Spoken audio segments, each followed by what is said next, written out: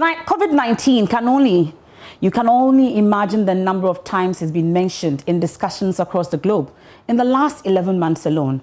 Maybe as much as the number of lives it has managed to swallow. 1.3 million people and still counting, and 56 million infections globally. It's a sneaky, slow, but deadly. Perhaps such as how our response to dealing with the virus has been. Slow, sneaky, and maybe pretentious. Slow because the virus appears to be several steps ahead of our collective national response. Sneaky because we are not able to stop the transmission. And pretentious because politicians are doing mass rallies, breaking the very protocols they announced to stop the virus. It is a paradox of confusing certainty in the choice between political ambition and public health while managing a pandemic. A second wave or not, the news of a vaccine to be approved by the WHO for distribution shows how humanity has nearly triumphed over this sneaky virus. But when will the first dose of hope get here? When it does, who gets vaccinated and how? Welcome to The Probe, live on the Joy News channel, Joy 99.7 FM, myjoyonline.com.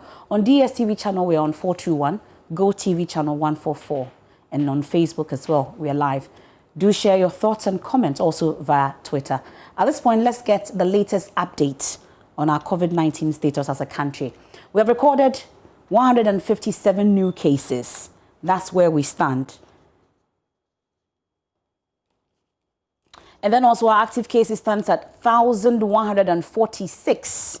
Our recoveries and discharge rate is 49,405 and recorded, unfortunately, 323 deaths.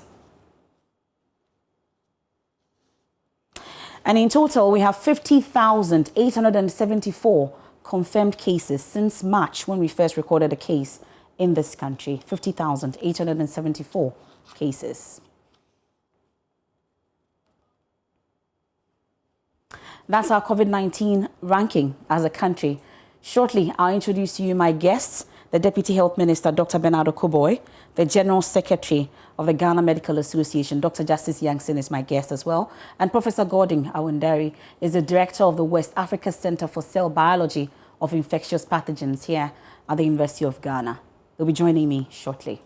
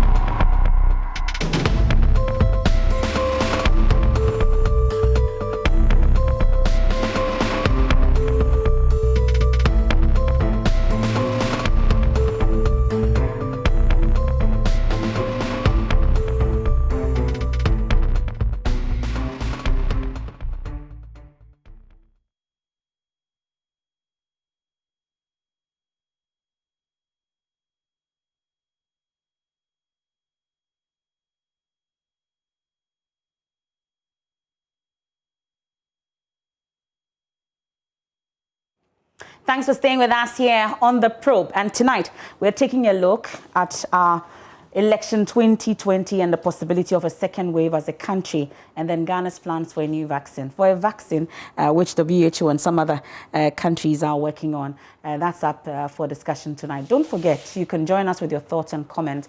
It's via our WhatsApp lines and also on all our social media platforms. You can leave your comment there. So we start off with Dr. Justice Yankson, who is joining me in the studio. And of course, via Zoom is also Professor Gordon Awundari. He's the Director of the West Africa Center for Cell Biology of Infectious Pathogens. He's joined us via Zoom. Thank you very much, Prof, for joining us tonight as well. We are still expecting the Deputy Health Minister, Dr. Bernardo Koboy, to join us in the studio as well, as agreed.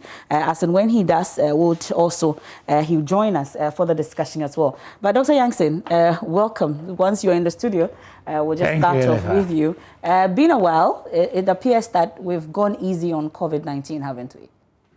Well, as a country, I think at some point along the line, we sort of went easy on everything COVID. I think right from the very top to the least person, let's accept the fact that collectively, we let our guard down along the line. And gradually, we are being exposed, if not exposed already. So we need to gather our arsenals and move on as a people and confront this disease. We can't afford to go into the very bad situation we had months ago. Even at that point, we seem to have done so well. But if you look at the global picture, if you don't take your measures, especially the preventive ones, very seriously, you could have your whole nation slide into a situation where you cannot handle. Our health system is robust to just an extent. Technically speaking, others have better health systems than us, and they are suffering. So if we let our guard down again and go into where others have gone through now, it will be suicidal for all of us. We just need to be careful. We need to accept our situation and make sure that the preventive aspect, which is where I think we have our strength, because when it comes to the curative, because of the deficiencies in our health system, sometimes it will be very difficult for us to handle the cases because human resources, logistics, and all that sometimes will be found wanting if we are to be overwhelmed. So the preventive bit is where we should focus more and ensure that we do the right things and avoid getting infected. Well, I'll be asking why we haven't heard from the Ghana Medical Association, especially because before the registration, we saw that, caution that he had sent to the EC, for instance, before the registration. But at least we've seen that we haven't lifted the restrictions on rallies. But I'm sure you'll be monitoring the kinds of campaigning that's been going on. But ponder over that as I bring in Professor Wanderi as well. So I have seen a statement after a webinar that you held. Amongst others, you're raising concerns about the number of cases that has been put out there. You have concerns that maybe we could get about, 1 million people who are already infected. We'll get into the details of that statement that I'm reading about. But I was asking Dr. Yankson about, it appears that we've let our guard down when it comes to COVID-19, haven't we? You'd have to unmute yourself, Professor Wanderi. I am unmuted. Great. You can hear me? We can hear you now. Okay, all right. So I said good evening to you and to my friend Justice. Got it. It's been a while. Yeah, it's been a while. I hope everything's all right. Good, my brother. Good. Anyway, yeah, so I completely agree with my friend that we have gone to sleep a little bit because we started quite aggressively and we were able to basically weather the storm. We've started to become very comfortable. Now, if you step out there, hardly anybody is wearing a mask. And that is really dangerous, what's going on out there. It seems like we've taken for granted the fact that the majority of cases are asymptomatic, which means that we don't have a long line of people waiting at the hospital to be seen or being admitted to the emergency wards. So, we've sort of, lost our focus and sort of taken the virus for granted. And, we are not scared of the virus anymore. And people are going about their lives as if there's no pandemic at all. If you step out there, the public transport is back to normal. You're sitting shoulder to shoulder, no mask. You go into the shops, people are shopping and shouting at each other and there's no mask. Even the shop attendants who are supposed to wear masks, they walk around either without a mask or the mask is below their chin. And, That's just not acceptable at this time. So I think we are really living dangerously. I don't think we've ever finished the first wave. I think the virus has been there. It's just that we were quite good at wearing masks and washing hands and using sanitizers. So it was a little bit under wraps. But as soon as we start to let our guard down, it will bubble up again because it's there. People are getting it. It's just that the majority are not getting sick. So if we lose our guard and then more people start to get it, then there's a higher likelihood that more feel the symptoms and show up at the hospital. So you start to see it bubbling up again. Well, this is the probe. We'll get into more of these details, but you're watching the probe here on the Joy News channel, also on Joy 99.7 FM, affiliates across the country, myjoyonline.com, and of course on Facebook and on YouTube.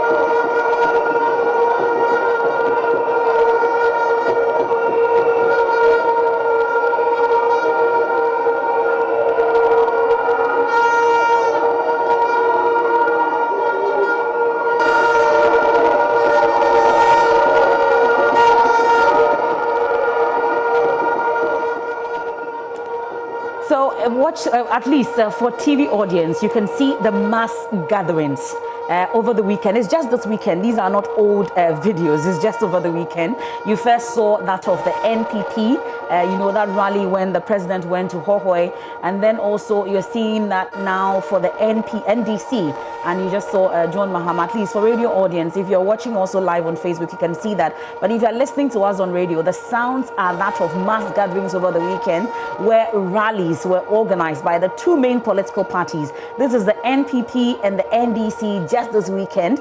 And I have not heard that restrictions on gatherings like this, especially rallies, have been lifted. At least the last time we checked after the president spoke, we asked again if the restrictions on rallies have been lifted.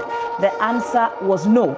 But what are we seeing? This is what we saw over the weekend. Let me quickly bring in my colleagues, my two colleagues who are following the NPP and the NDC. I'll start first with you, Maxwell Agbagba. Elton Brobe is our presidential affairs correspondent. Of course, he's following the president, and Maxwell Agbagba is following the NDC's candidate, John Mahama. Maxwell and Elton, welcome to the probe tonight. We just want to situate the conversation better. You've been following the two candidates.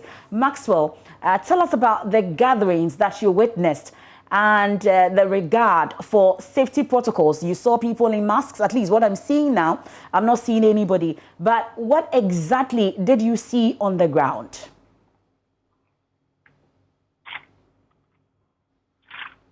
Hello, Maxwell. Okay, so it appears Maxwell Agbagba is unable to hear us. They are en route to the Upper West region. But Elton Brobe, if you can hear me, you are in the Eastern region now. You started off from the Volta region in Hohoi, to be precise. You've left to the Eastern region. There was a rally today out in Koko, amongst others.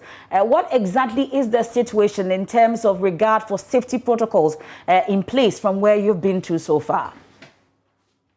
Well, thank you very much. So, like you said, we started from the Volta region, and the president is doing 2 days tour of the Eastern region. Day one is almost over. We are now in Kokoribia heading to Pediasi Lodge, where the president is staying. So if there is some interference, sometimes the convoy and the speed can bring a lot of interference. But let me try and stick to the issues that you raised. The issue about the COVID-19 protocols and what is happening now. For social distancing, what I've observed so far, I think it's becoming extremely difficult for the political parties and the handlers to handle it. But for the other protocols, like the wearing of face masks for those in the presidential entourage, it is an obligation. You have to do it, otherwise you cannot pass. So that is strictly enforced. But for the supporters who usually come to some of these service and business stops, I came across some of them wearing it. At Nkoko, at the Grow, and the other areas that we visited today. I also saw some people in the government entourage distributing face masks and hand sanitizers to supporters of the MPP who have come to witness the Zeba. I actually picked one of the hand sanitizers because mine had run out. So for social distancing, it is difficult to enforce, I must admit, because of the euphoria that usually surrounds some of these gatherings and the fact that you cannot control a crowd in a manner that you wish, as far as COVID-19 protocols are concerned. But for the wearing of nose masks and the use of hand sanitizers, apart from those who came to the grounds wearing it themselves, I also saw some members of the party distributing some of them to those who did not have one, and then the sanitizers as well. So it is a mixture of compliance and non-compliance as far as the protocols are concerned. But basically, if you look at the situation and the time we are in now, I think that the political parties, they have a huge task on their hands if they are to ensure, especially social distancing. Now that we are getting to the home stretch of the electioneering campaign, what the president handled question this particular outcome. They call it whistle stops. So what we are seeing is not the large political rallies that we have come to know, but what we are seeing are sometimes demo of chiefs and people, and then sometimes the president will just pass through, wave to the crowd, and then move on. But then also there's the instances where he actually spoke to what they want to describe as a mini rally. So in fact, this is the complex nature of the situation we are dealing with. Well, but I'm sure you've had cause to interact with some of these officials, especially in the president's entourage, because we're told that, the restrictions are still in place when it comes to these rallies. I'm not sure these are small gatherings, at least the pictures that we're seeing on our screen now, just from the weekend, from Hohoi all the way to Nkoko, for instance. What have they been telling you in terms of the gatherings that we're seeing and the crowds that they've had to grapple with? Okay, so there's a serious interference in the phone, so I was unable to touch the full content of your question. Okay, so I was asking if you've been able to interact with authorities, asking them questions about what we are seeing in terms of the restrictions still in place, that's against what is on the ground.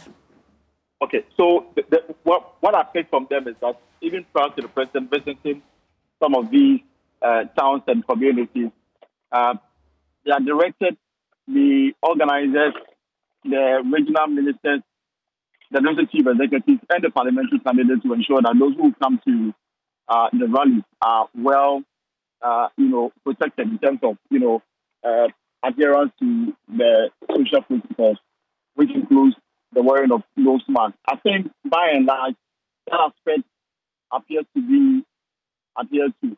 What is missing is the enforcement of the social distancing. And for some of these political handlers, at this very moment, it is difficult to enforce, even though they admit that if one is infected, the probability of them, spreading it becomes very high. But because it is difficult to control people who want to catch a glimpse of the president and be part of an ongoing process towards the election of the president and members of parliament, it is something that they are finding it difficult to control, even though usually you will find a lot of security personnel, ensuring that people do not go beyond a certain barricade. But at some point during the program itself, all these were thrown out. Presidential Affairs correspondent Elton Brobe there telling us about what he saw on the ground as the president kick-started the final leg of the campaign after the 7 days of national mourning. Let's try again if we can reach Maxwell Agbagba, then we can come back to our discussion. Maxwell, so I was asking you also about what you've witnessed. You've been to the Ashanti region. You're en route up north now. What can you tell us when it comes to regard for safety COVID-19 protocols?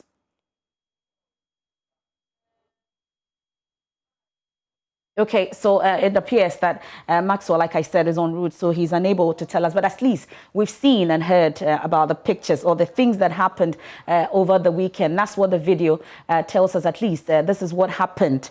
We can see the video on your screens. But for radio listeners, this is what happened over the weekend. We've heard about the NPP.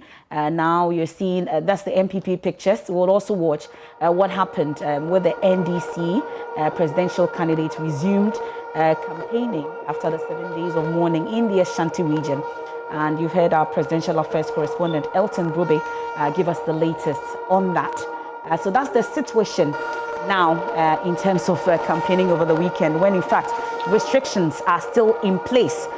So Dr. Bernard Okoboy is joining us shortly, and then also Dr. Justice Yankson is with me in the studio, and Professor Awenderi is joining us via Zoom. So, Prof, I'm sure you are watching these pictures over the weekend. I don't know, I am in the media, but I'm yet to hear that restrictions on rallies and festivals have been lifted. I don't know about you, but seeing what you're seeing, does it give you cause for concern? Yeah, very much so. I think we have a real big problem here because normally we should still have restrictions in place, and big events like this should not be allowed at this point. But here we are, those who are supposed to enforce these rules are the ones who need to hold rallies and to meet with voters and campaign. So effectively, we've put aside the control measures for now, and we are basically doing whatever we want to do and hoping for the best. And I think it's really dangerous. In my opinion, even funerals should be put back under restrictions now. I think we should go back to having funerals and weddings limited to 100 people or something like that, because we are just we are just living dangerously now, because the virus is there. A lot of people carry it; they're just not showing symptoms. So it just takes it getting onto somebody who is vulnerable, and the person would fall sick seriously. So I really think that we are being very careless and quite irresponsible. We're being careless. Dr. Yankson. I mean, he said the nail right on the head.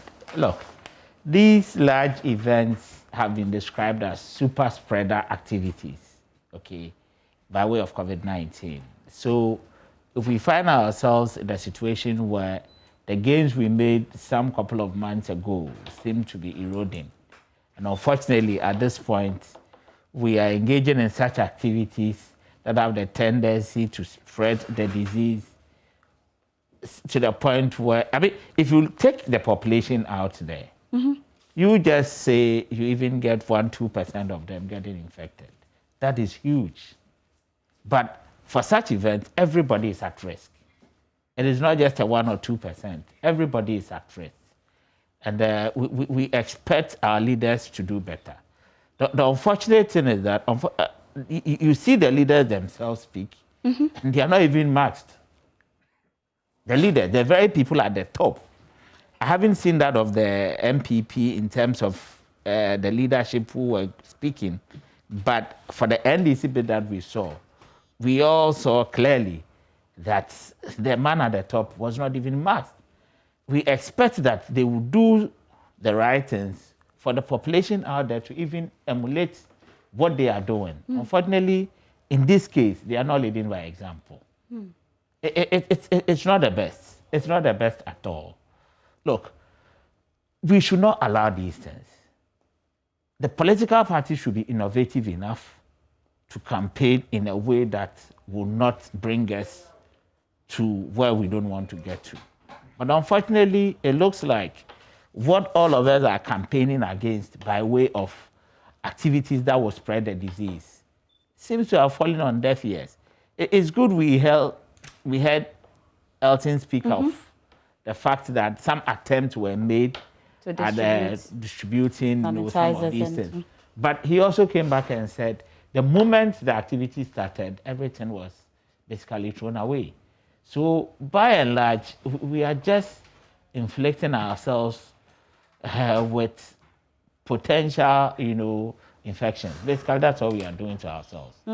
Well, the Deputy Health Minister, thankfully, is in the studios as well, Dr. Bernardo Koboy, and he is a politician as well. At least he's vying for the Lejakuku seat, and I'm sure he's been campaigning. He'll tell us about how he's been doing it differently. Yeah. Have you? Because the pictures we're seeing is quite worrying. You've heard Prof. and then Dr. Justice Yang Sing on this particular situation. Have we lifted the restrictions on rallies?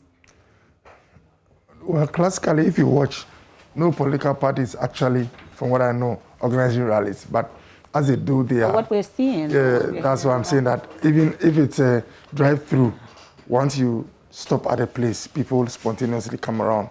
And the numbers, like we are saying, we wish that we have a way of going around it. But if you take the US, for example, although they are recording high numbers, classically, I've not seen anybody explicitly saying that their numbers is as a result of, let's say, the political parties they had. It is true, once you have people in bigger numbers. But we heard that Mr. Trump held rallies, large rallies like this, and a number of cases I know. as a result. We heard Trump, about that. Because of his orientation and his comments, and because he publicly, more or less, I don't know the point to make, but because he sort of makes mockery of those who wear the mask, he creates the impression that it's not necessary. And that's why a lot of effort is made to see what happens at his rallies in relation to his conduct. And there are occasions where, like the event he had at the White House, where there was a super spreader event. So really, yes, you can say one or two examples. But the point I want to make is that you don't see everybody talking as if the reason why they are having cases going up being their political activities. I admit and agree that there are certain activities that are high risk, others are low risk. And I've used this place, for example. Once you move out of your house to any place, your risk is higher than if you are staying in your bedroom. If you go to a political event where there are more people, the risk is even higher. So what do? It's true, because it's a life cycle for the country, and we have to go through. It's a combination of innovative ways of campaigning, and secondly, risk reduction measures. And the first one, the most practical one, is the wearing of the mask. On my way here, I saw my brothers in the NDC. I think Ladade Kotopon, they are the NDC party. I think they went to do a program. They were walking by the streets with speakers, and you could see that very few, or even zero, were in mask. Now, really, we have a responsibility as political leaders to find ways to make sure that people comply. It is a duty that we must push as far as we can. And the NPP, I know, has released a communique, a statement, putting a ban on all health walks, all these programs that bring huge crowds together. Are your people complying? Because it's one thing issuing a statement. I think since we did it, I've not seen any. Otherwise, this weekend, you'd have seen a lot of work.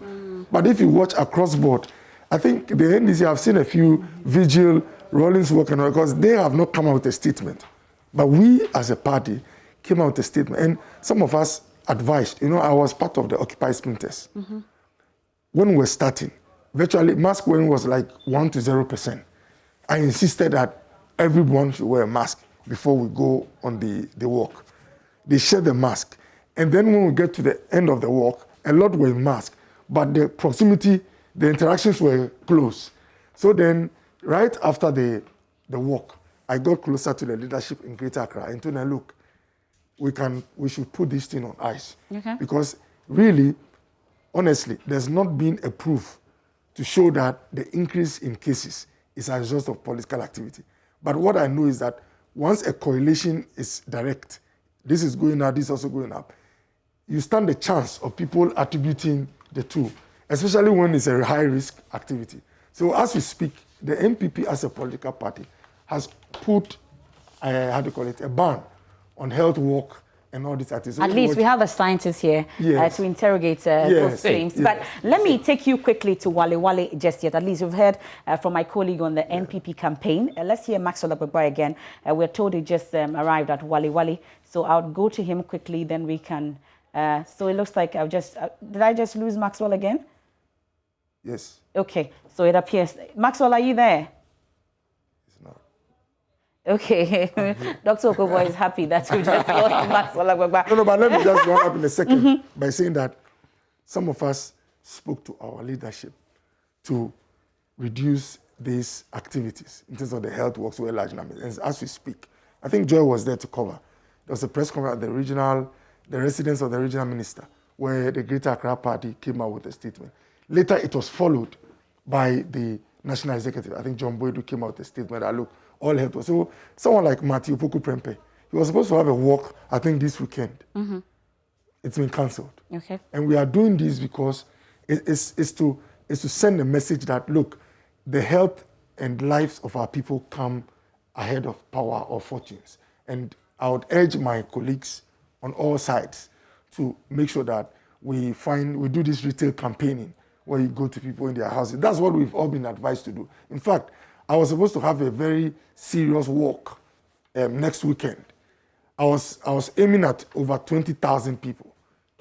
That was within this period. That's what I'm saying, that when we planned the walk, the target we had based on the work we had But done. it's interesting that you'll be planning such an event within this period, with your target being what, 20,000. Yeah, that's the concern. yeah. So if the party had not put an eyes on it, that's what was. That's what I'm saying, that I was part of those who advised that this should go down. Okay. Look, when we're going to do the voter registration, there are people who predicted that when we go out to register, cases will go up. I cited a few things to say that those predicting the increase in cases were doing it based on assumptions, and that some of the assumptions I didn't believe were going to happen. I had similar assumptions that, look, if we do strict mask wearing, if we do open door outdoor events, the risk of getting the spread is lower. But immediately, some of us saw the correlation. I was part of those who advised the leadership that these things can be put on ice. So the point is that, look, I always say that almost every activity going on now in the COVID era has some form of risk, but we take measures to reduce the risk. And if you realize that a risk reduction measure is not achieving the desired results, you totally put the program on ice. And that's what we've decided to do. Okay. Yes. Well, Prof, his group held, they put together some research. Yeah. They have some concerns about a couple of things they've seen. They feel that significantly more people could have been infected by COVID, and that the virus could, and then they say that, 47,000, at the time that they put this out, it was 47,991 confirmed cases. Prof, from this research that you've put together, we'll get into the genomes research as well, but it appears that you are estimating that more people may have come into contact with the virus than has been reported. Yes. So basically, we did a random sample of people who live in and around Accra. We particularly sampled public places, lorry parks, markets, the shopping malls, and then we also did hospitals and places where COVID-19, samples are being tested or patients are being cared for. And basically, all the data we have shows that the prevalence rate is much higher than, the reported, number of cases. And again, that's not surprising, because this is a disease that is predominantly asymptomatic. And so it's not surprising that the real burden is much higher than the reported burden, because we're not doing community testing. We do our testing based on, people who show up at the hospital, or people who are traveling, or people who are contacts of confirmed cases. So the testing is very targeted and limited. So we don't do mass testing. So we wanted to find out the real burden, and our results showed about 19% of the people we surveyed had antibodies, which are sort of footprints that the virus had been there before. So that means that they had encountered the virus in recent times. So if you look at the the number of people who live in Accra and around, and you estimate that even 15% of them have been exposed, you're talking about 1 million people who have been exposed already. So that's what we said. And I know it was a shock to the system a little bit, but that is the reality, that there could be as many as that number of people who have already been exposed. And that's just in and around Accra alone. And now with these rallies taking place all over the country, what it means is that you have people moving from all over the place. So you have a lot of people going from Accra to hold rallies in Waliwali and Takrady and, Bogatanga and all that. And some of them are carrying the virus along with them. So I think that we should be really concerned that by the time all this is over, we'll have to deal with a legacy of infections after all this campaign is over. But we heard Dr. Okoboy, for instance, say that we cannot have a direct correlation between the events that we've witnessed and the cases that we will record in the process.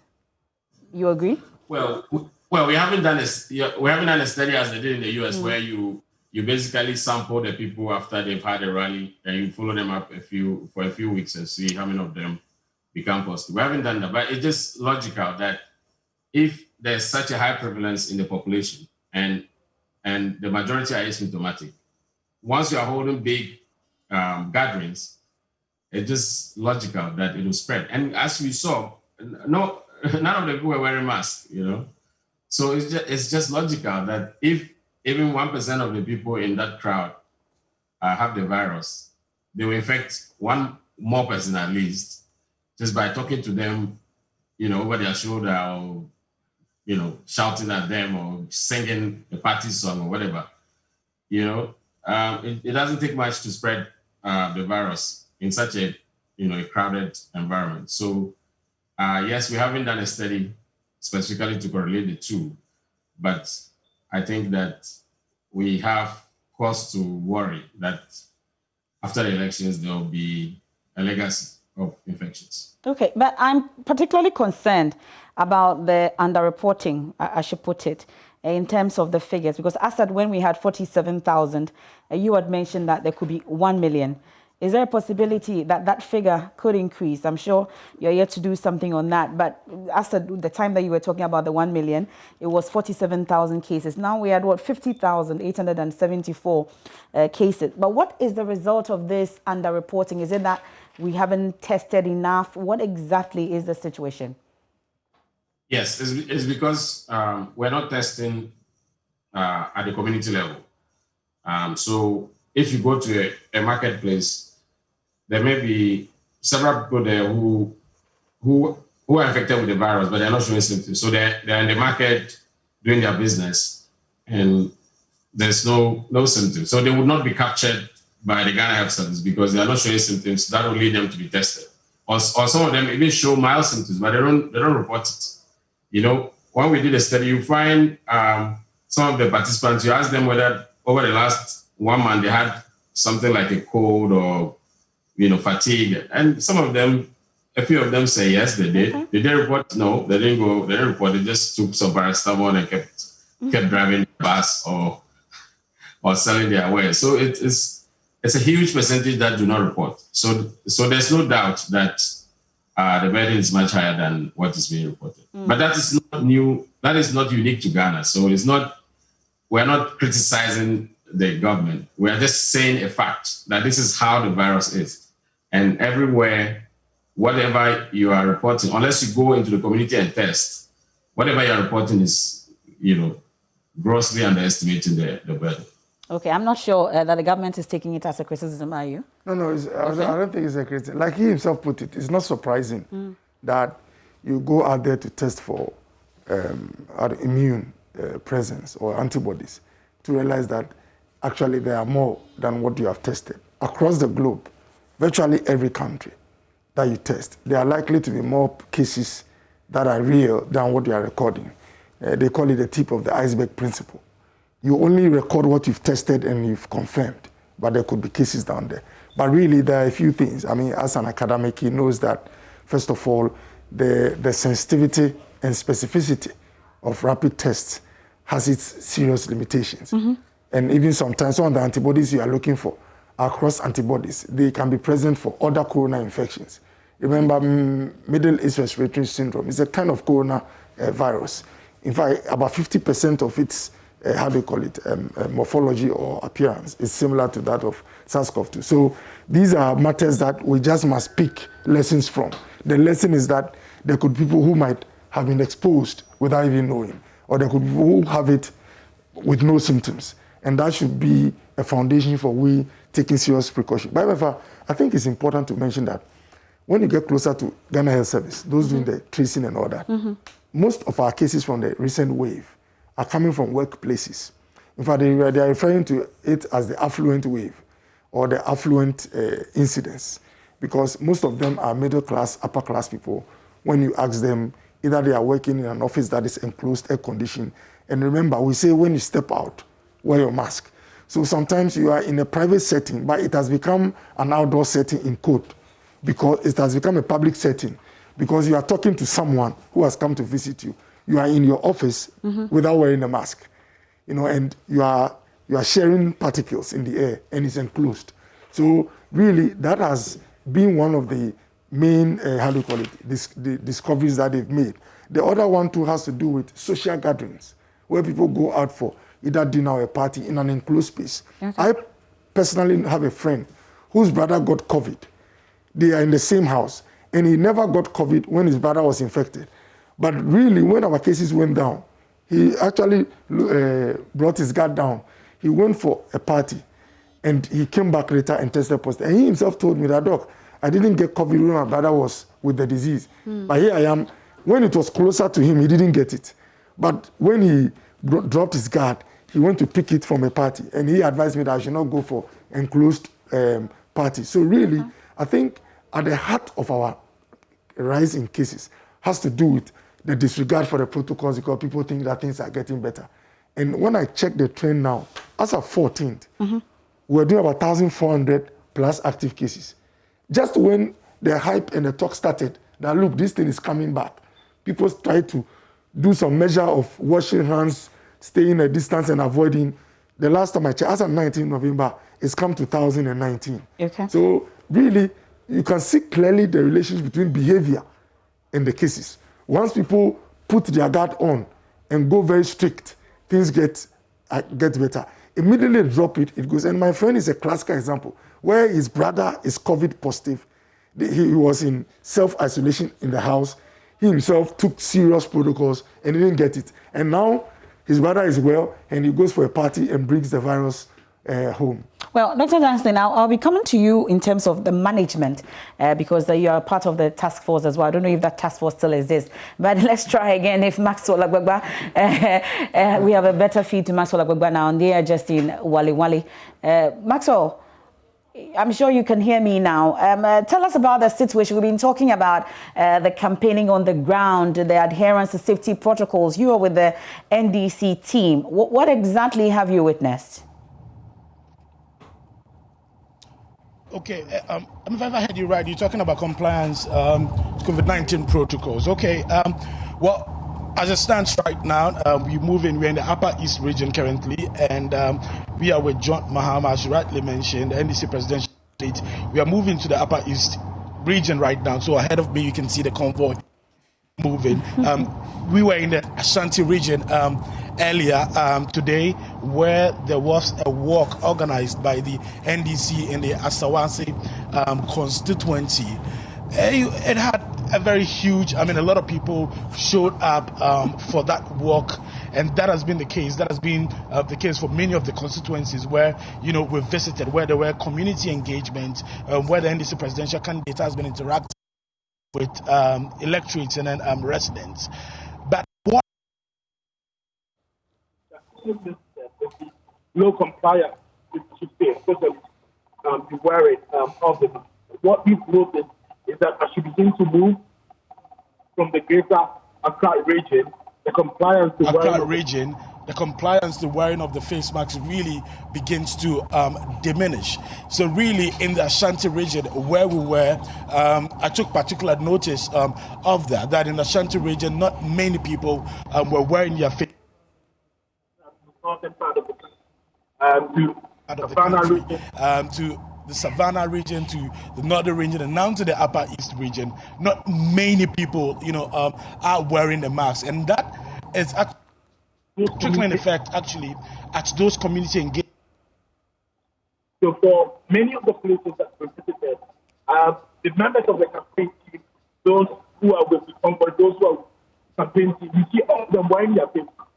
The only time you see them taking off the face mask is when you are coming to interact with the people who are gathered. That's the only time you see them remove it. And even when you're about to speak, the microphones are sanitized. That's the only time you see them remove it. And even when you're about to speak, the microphones are sanitized before they talk. But quite disappointingly though, the people who come to listen to the message that they have for them really are not adhering to the COVID-19 protocols. And in fact, we've not seen anything like social distancing on all the rounds that we've been to. In fact, some of the residents have been engaging of the country. Another that COVID-19 is only also, which I would say. Well, it appears that, and that's all we can get from Maxwell Agboba. You can see that he's in a moving vehicle. They are heading to Wali Wali. So it appears that we keep losing him along the line. But at least we get the import of the message. This is also the same. The situation is the same. A lack of social distancing, nobody wearing face masks, even though he says the authorities were trying to put in place all the necessary measures. Microphones, they say, are sanitized, one speaker after the other. But that's the situation on the ground. I don't know if that will change as we started talking about the lack of regard for the social distancing and the safety protocols in place. So Dr. Yankson, I was asking about the management, our case management as a country. We put up a beautiful infectious disease center, 100-bed capacity. Then we're happy that COVID had gone down. You're part of the task force. Is the task force still in place anyway? Well, all the structures are still in place. All the structures we started, with by way of the fight against COVID-19 are all in place. I must say, at some point, activity dipped a bit, but in recent weeks, all of them are operating at full gear. Okay. The problem we have is this. Let me still talk about a bit of the preventive and the management. When my brother spoke about the correlations and all that, Gordon also said clearly that yes, of course, it stands to reason. Truth is that it is the science. The science about the prevention is this: keep a certain distance, because we know how the virus operates in terms of movement. Put on your mask, because we know it will prevent spread and what have you. So whether you christen the mass gathering as a rally, as a health walk, or whatever, it doesn't matter. The key thing is that the mass gathering is showing gross disregard for the social distancing. You are not putting on the mask as well. You are not washing your hands and what have you. So it is the collective that we are looking at. And our politicians should understand that as they move around, irrespective of whichever location they get to, the chances are they will attract crowd. Sometimes uninvited.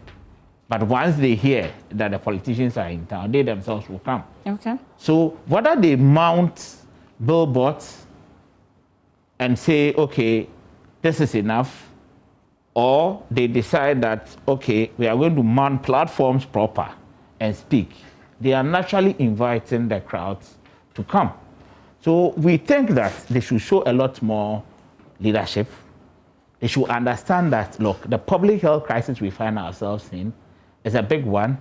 It's not just about the infections, but it also goes down to the very heart of our economy. Whatever happens now, if we don't do it right, we are going to pay for same by way of economic downturns and what have you. We all know the effect of COVID on virtually every sector of the economy. So we'll ask our politicians that within this space, this is the height of their campaign period. They should be a lot more innovative, and also at all times remember that COVID is real, it is still with us, and not behave like ostriches thinking that if you bring mass crowds together, you might not end up with infections. It is never true. That is the reality. Now, by way of the management, what we have always done is to ensure that we follow up with contact. So the contact tracing starts the processes once testing is done and what have you. And those who are sick and need hospital care are taken in for care. Now, even within that space, those who are sick, there are levels. There are those who are severely and critically ill who will end up in the ICUs and what have you. And sometimes they are the ones that succumb to their disease a lot more. Yeah. And then we have those who have mild to moderate cases that sometimes you can even manage them in isolation or treatment centers, so-called, like we had in Kasua, the Pentecost area, and what have you. So those structures are still in place. The hospital-based care is still happening. And the truth is, if we ensure that there's a lot more access to testing, then the chances are we'll also unearth a lot more of the disease out there that is not captured by the system at this moment. Okay. Like Okoboy said, whatever we've captured now is a tip of the iceberg. It's part of the structure, but we know our scientists that definitely there are some who have not been tested at all. Yeah, so it is not about underreporting, but it's about those who have actually been tested formally. Because if you haven't tested, you can't put the figures out there. But Gordon and his team's exercise they did scientifically points to the fact that we need to do a lot more to capture a lot of the people. So that we have the accurate figures of the country. And then you see, Okuba also spoke about the bits of corporate people getting the disease a lot more. These are people who have access to testing at times, because for them, it's possible for an organization, say a bank, start testing, to do mass testing in their facility because maybe one person tested positive. These are people who are a lot more enlightened, middle to upper class, so they have access to the testing. And that is why people seem to think that it may be more within the upper and middle classes. But within the lower classes, it is just the fact that they don't have access to testing as those up there. So at that point, because they are not being tested, we don't seem to pick a lot more from them. But the moment they fall sick and they come to the hospitals, we test them, and it's positive. We see a lot more in the hospitals as well. In recent times, Kolebu, for example, we started picking a lot more than we used to pick. So what all this tells us is that there is mass or there's significant community spread that we need to follow up and ensure that we pick as much as we can and manage them. The more we pick, the more we also limit the spread. Because once we pick you, we are able to send you to the clinical management component where you are isolated from, let's say, your home, and then giving treatment till you are asymptomatic. Yes, you are either asymptomatic or you are free from your ability to spread the disease before we even let you out. Okay. Yes. Well, I'm sure Professor Wendere is itching to chip in, but let's go for a quick break. When we return, we'll hear from some of the World Health workers as well and their concerns as globally others are experiencing a second wave. We've even heard about countries going to experience a third wave in 2021 before we get a vaccine. Let's do this right after this break.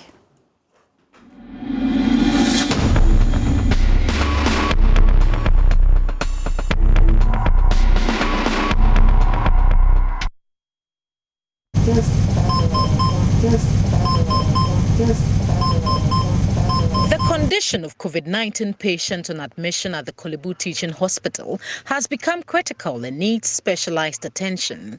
Health workers at the treatment center brace themselves for the task ahead.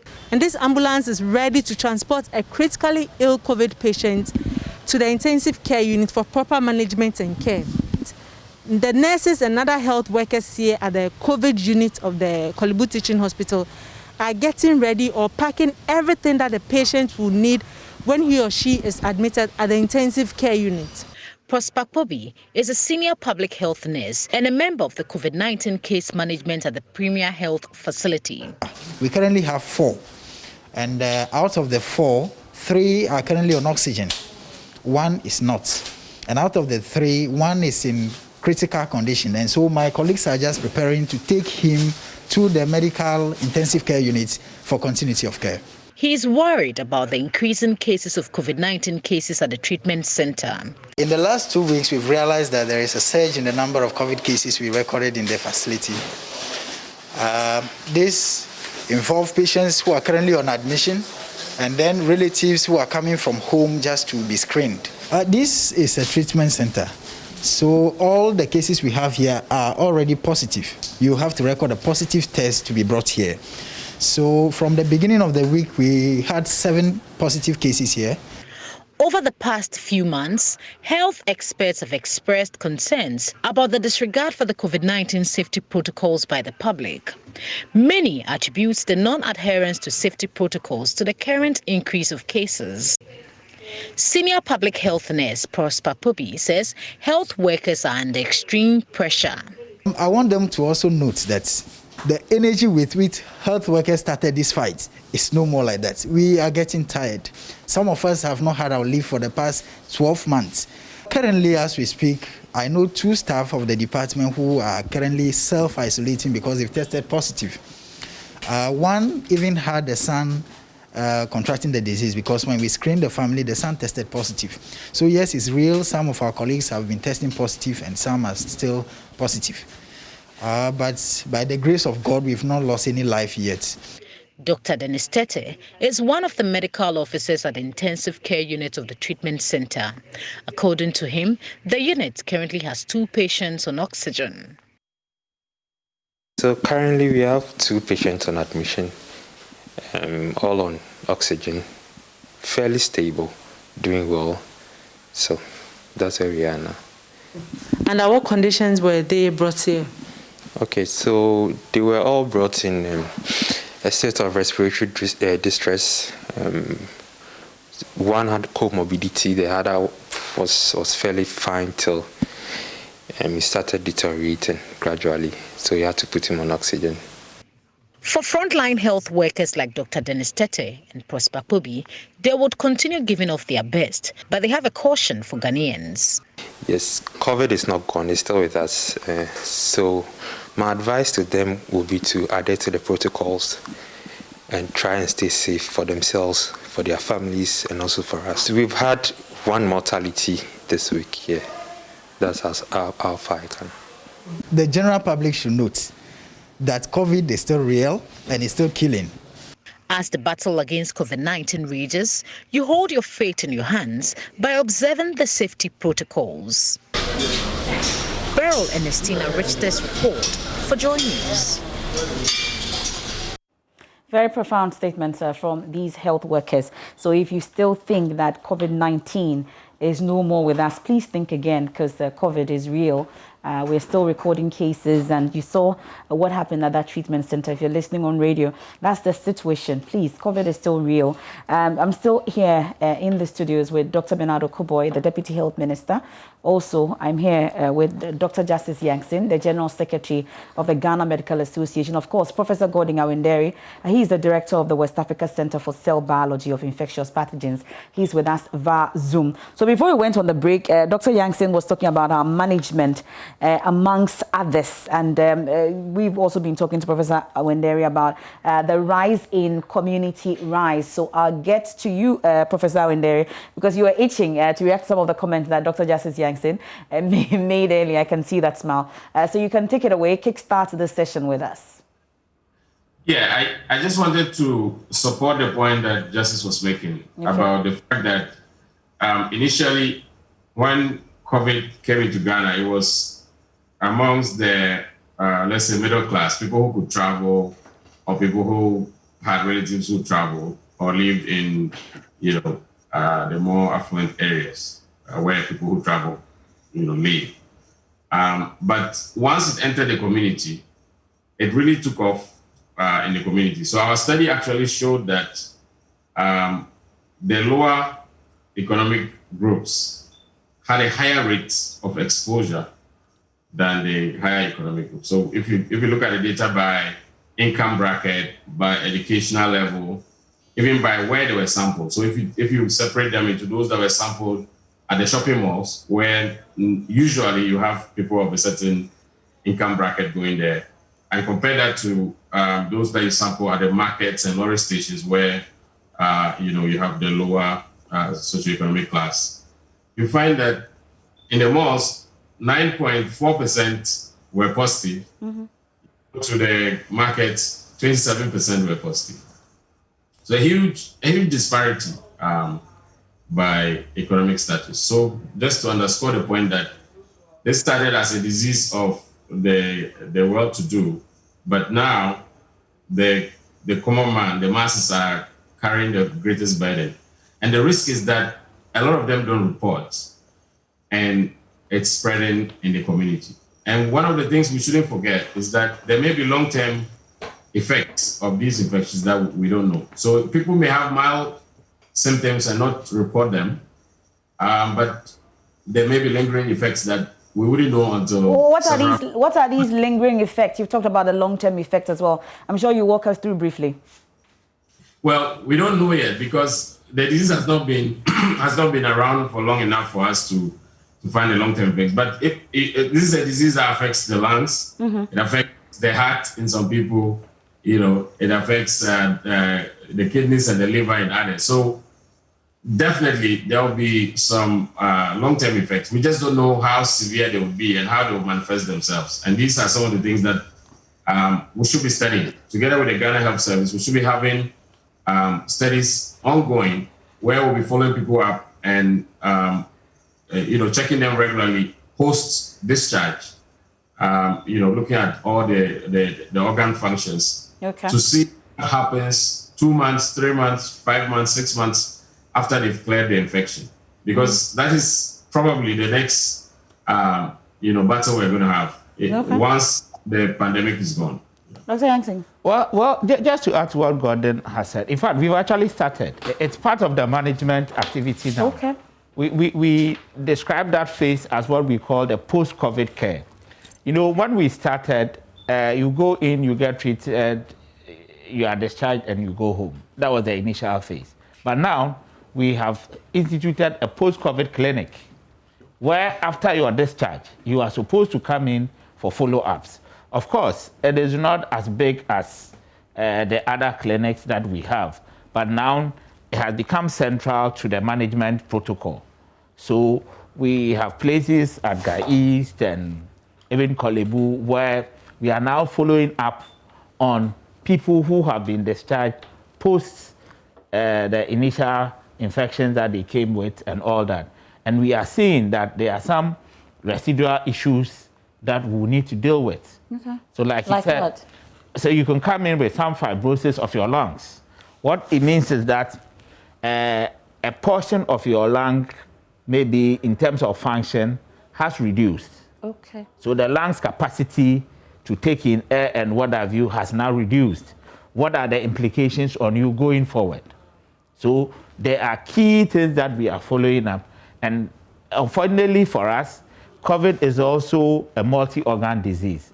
Even though everybody initially thought that this is a respiratory kind of disease, yes, by and large it is largely so, but in terms of its complications, you see that all other organs in the body are also affected. So you can come in with a COVID heart or what have you. So we are looking at all these things.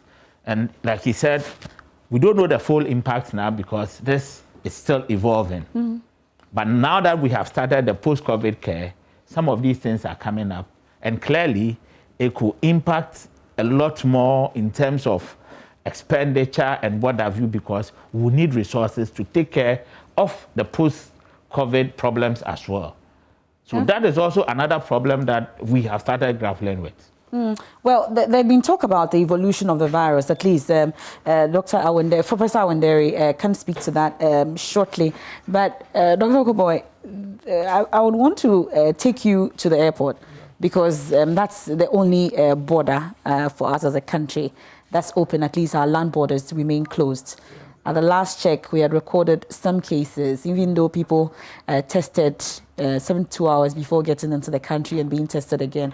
At the last count, do we have figures in terms of how many positive cases we've recorded and where these cases are? Are they in facilities? What exactly is their situation?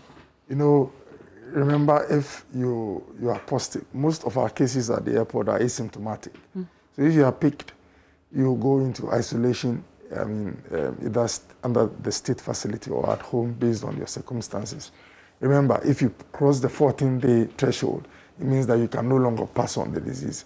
So some of them who were positive over the weeks have recovered. How many positive? I think the last time I checked, positives to date, we are doing about 246. 246. Yes. That's the last count. Yes, that's the last count. And they are most of them asymptomatic? Yes, almost all. Because remember, one of the conditions for traveling to Ghana is that you must have a negative PCR and you must be asymptomatic. You must not have chest symptoms like cough and fever and runny nose and all those things. So really, most of the cases are asymptomatic. If you see any case that is being sent to a treatment facility, that means there are comorbidities. They have other risk. Maybe the person is a kidney patient or something. Yeah, but let me mention that if the borders had still been closed, including Kotoka, then when you have an increase in cases, you can comfortably infer that it's a community spread. But because we have the airport open, remember, I say it all the time, you can even have someone who is negative has a negative PCR. These are tests that are done by human beings. You can miss only one patient who passes through the net. And if the fellow has a very serious viral load, goes for a party, he can spread the disease. So our increase in cases could be due to both community spread and some level of... But the concern is, how would we miss one person from the airport with a positive case, for instance? Because the concern is that when you even record the case, a positive case, asymptomatic, they're asked to isolate at home, for instance. Is anyone checking whether these people really isolate or they just go out there and... I think in laboratory practice, look, all these 246 that I mentioned, they all had negative PCR reports. You can even grant that 10 or 15 went to get results that are funny. The point I want to make is that most of them genuinely would have gone for a result. But in laboratory practice, it is not 100%. You can get some 0.2 or 0.1 whose results might be false, negatives. Remember, in PCR tests, you have to do extraction of sample. After extracting sample, you have to remove the protein envelope. You have to now do amplification. There are a lot of processes. If anybody there's any deficiency in one step, it can affect the outcome. So the point I am making is that, look, we should be careful not to assume that the increase in cases is solely due to what is moving within the community. Yes, the community could even account for 80%, 70%. But I believe that I met one guy who came from Turkey. He came from Turkey, flew to Burkina, even at the time our airports are not being open, and then came into this country. So we have borders, we have even land borders that are porous. As at the time we closed our airport, flights were still coming to some of our West African countries, and people were finding their way here. So the point I'm making is that, especially when cases are going up globally, and you also have your own going up, there could be a connection. And that is why I have mentioned it at platforms where I had the opportunity that we have to be tight at our borders. Because once there's a global risk, the world is a global village. We are at risk as well. And let me add that, like Dr. Jansen said, tracing, testing, those things you do to contain a spread have been very much reinforced. Look, vehicles that were initially in the past taken away from Ghana Health Service and the teams because the cases had gone down has now been reallocated. Now we've gotten a lot of materials for the PCR testing and all that. Unfortunately, but this is the truth, the cases going up in themselves. And like I said, fortunately, the last time I checked, it says we've taken a downward trend. It's our hope that it doesn't go up again. But immediately you see the documentary, the report you just showed, where a doctor is saying people have come. The message spreads. That's the paradox of managing an infectious disease or a pandemic. Immediately things are bad or start getting bad, people want to now be serious with precautions. You do well, the outcomes get better, people go like things look cool. So really, the education will work. But what is happening in itself has a way of making people go like, look, wait a minute, there are people going to the hospitals, let's all do the right thing. And when we do the right thing, we'll be safe. But MFA, just to, let me say this. Look, what is clear to us is that there's significant community spread. No two ways about it. The source of the infections, whether imported or locally, yes, you can debate the two. But majority of what we are seeing here is clearly from the community. Our borders generally are porous, the land borders in particular, for which reason people could slip in. When we were at the peak of the COVID activities, we picked up a few people who are sneaked in and all that. So those bits are there. Those who are coming into the country from the Kotoka International Airport or via the Kotoka International Airport, for them, we have instituted measures. And by and large, the essence of these measures are that we are supposed to pick anybody who will come in and potentially has the virus. And from the figures, as at the last count, 246. So clearly that is working. But if you even take the 246 out of the numbers we are seeing, we still have a chunk of our infections being from the community. If one person slips through and goes into the community and begins to spread it, it is still part of the community infections. So our communities are the areas where we need to focus attention. That is not to say we should keep our eyes off the international airports, no. But it appears we're not doing much of that, are we, in terms of attention to the community? That is the problem we are faced with now. The community activities are themselves spreading the disease. Look, beyond all the rallies and political activities, our own interactions as individuals, go to the restaurants, go to the pubs, go to the markets, the lorry stations. These are not the political rallies. But there is significant human interaction where people are disregarding the safety protocols. So at the community level, we need to step up the education. We need to ensure that we do a lot more testing and what have you within the communities as well. Because that is the only way we can pick as much as we have to pick to ensure that we get those who are sick or who have the virus off the community, manage them and get them reintegrated. If we don't do that, we'll get to a point where a significant portion of our communities will be infected. And that is where the crisis itself is. Okay. Let me quickly bring in Professor Wenderi. Dr. Okoboy. Things that you don't usually do, that are not part of your, that you don't do. There are things you do consciously and things you do unconsciously. Those things you do unconsciously don't come with any effort. But the conscious ones, like putting on a mask, washing your hands, they come with some effort. And people must sustain that effort. Otherwise, over time, you are tempted to try to, losing your guard. And that's why the education must be persistent. Because once it's being done consciously, once the education goes down, then you see people trying to, how do you call it? Let the gas down. Yes, well, absolutely. Prof, so there's talk also about the evolution of the virus. Is it the same as we've seen it as it was first recorded in Wuhan, or we have a different strain now? Well, it's essentially the same. Okay.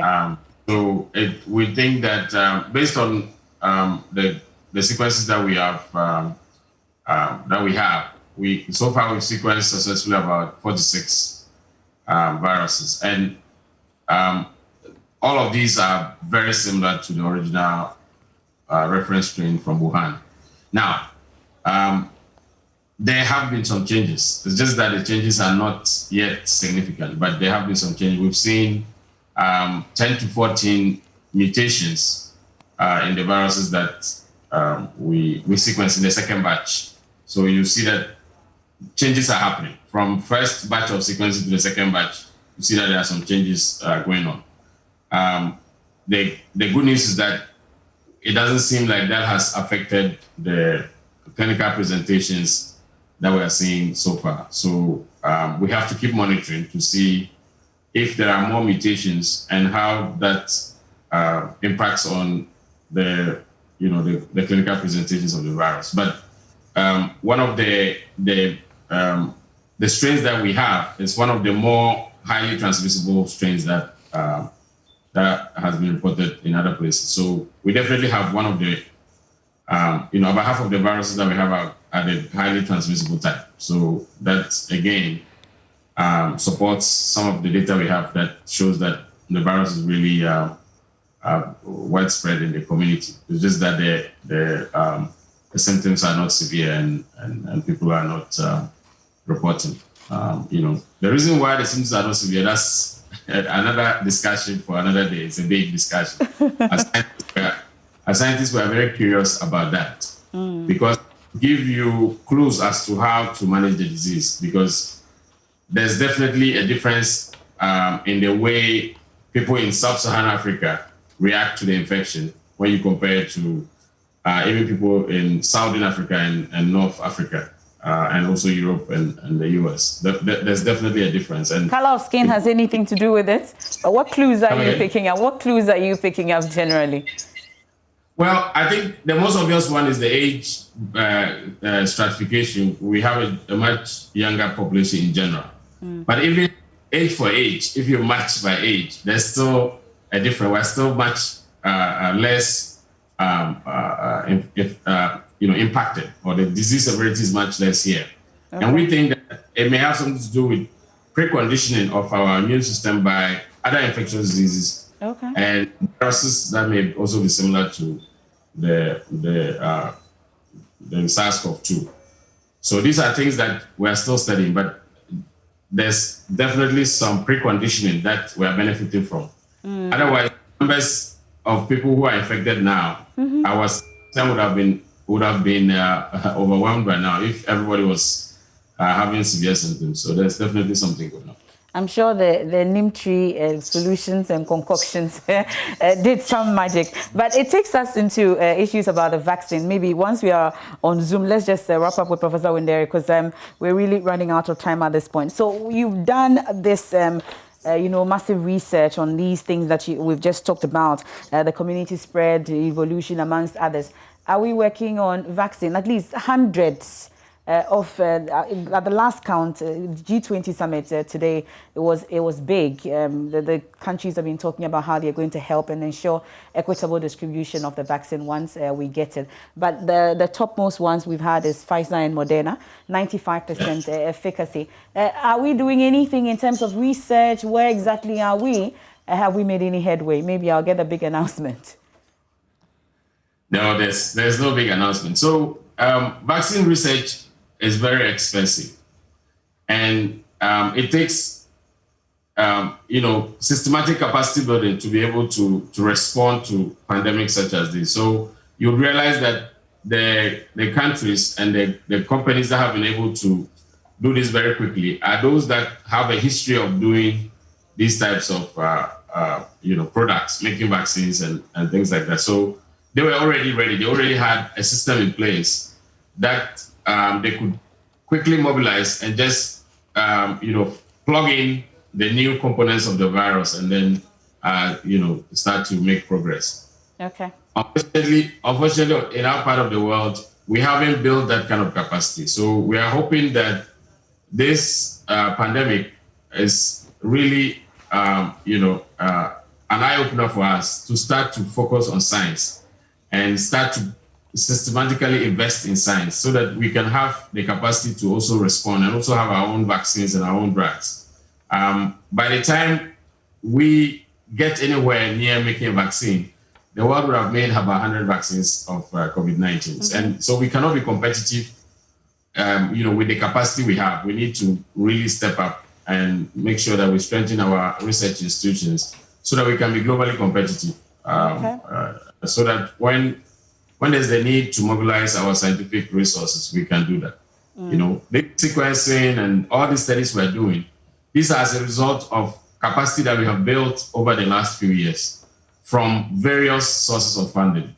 And then when the virus came, we were ready to, to apply the capacity we had towards studying this virus. Okay. So we need to continue to build that capacity so that we get to a point where we can also rapidly develop a vaccine in response to the pandemic. Professor Wenderi, thank you so much for joining us. With that, we're indeed grateful. Let me just take a quick break, final break, but look at the pictures. This is John Dramani Mahama in Waliwali. This is live picture, live feed. This is what is happening currently as we speak. So you can see the people just coming out. That's the convoy. Nobody wearing masks just yet, but I'm sure that this is just the arrival. I'll give you more of that, but let's go for this quick break. When we return, we'll hear from Dr. Justice Yankson and Dr. Bernard Okuboy, and then we can wrap up for tonight.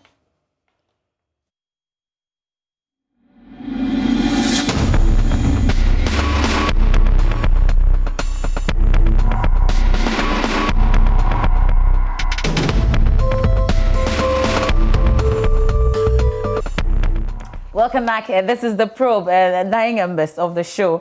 And before we went on the break, we've been talking about the vaccine. And Professor Wenderi has been taking us through how difficult it will be and the possibilities of us doing this. So, Dr. Justice Yankson and Dr. Okuboy, this is the final moment for us. Dr. Okuboy, any plans in terms of vaccines? 30 seconds. I think that His Excellency the President put together some small team. They are supposed to see to development of the vaccine, even if it's not in Ghana, maybe regionally or on the continent. He wants us to look within before rushing to look outside. And they're also supposed to look at vaccine development, because I know a country like India is also looking at development in partnership with the big ones like Pfizer and others. But bottom line is that we have a team that is looking at what is happening on the vaccine front, whether we are going to go with Pfizer or Moderna, whatever. But bottom line is that we know that when vaccines become available, you can reduce rate of hospitalizations, you can reduce the morbidity and mortality because you target high-risk groups, give them the vaccines so that the chance of they dying is taken out. And so it's an important chapter in the fight against the virus. And the good news is that once a vaccine is coming up, we know that marks the beginning of the end for the pandemic, because once a lot of people get vaccinated, we can get out. Okay. Dr. Yankson, you have the final word for tonight as we go. Yes. I will urge all members of the society, everybody in this country, to take the preventive measures very seriously. So here we are talking about the washing of hands, use of sanitizers, the face mask, the social distancing. Please, we need to ensure that our people are safe. COVID is real. It is not out of this country. It is here with us. And we should keep ourselves safe. Thank you. Thank you so much for joining us tonight on The Probe. Walk with Jesus is on for our radio audience. I am MFA Paul. There's more news when you log on to myjoyonline.com.